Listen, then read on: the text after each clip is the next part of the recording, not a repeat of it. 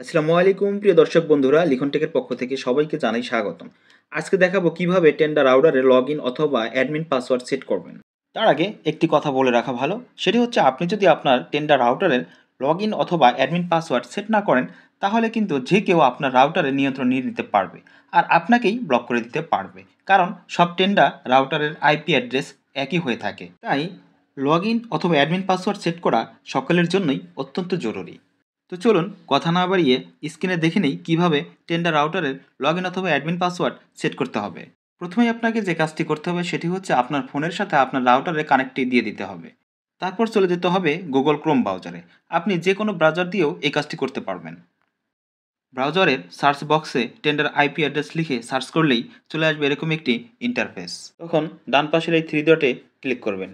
এটিতে ক্লিক করলে বেশ কিছু অপশন চলে আসবে। তখন সবার নিচে এই যে অ্যাডমিনিস্ট্রেশন লেখার উপর প্রেস করবেন। প্রেস করার পর এরকম একটি ইন্টারফেস আসবে।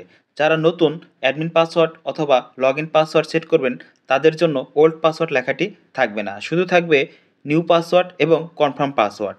আপনারা নিউ পাসওয়ার্ড বক্সে সর্বনিম্ন 8 ডিজিটের একটি পাসওয়ার্ড বসাবেন। আর হ্যাঁ, এখানে কিন্তু পাসওয়ার্ড দিতে হবে অক্ষর এবং সংখ্যা দ্বারা। স্টার, হ্যাশ অথবা অন্য কিছু দিলে কিন্তু নিবে না। নিউ পাসওয়ার্ড বক্সে যে পাসওয়ার্ডটি দিবেন, ওই পাসওয়ার্ডটি আবার কনফার্ম পাসওয়ার্ড বক্সে দিতে হবে। তারপর এই যে নিচে ওকে বাটনে প্রেস করলেই লগ ইন পাসওয়ার্ড সেট হয়ে যাবে।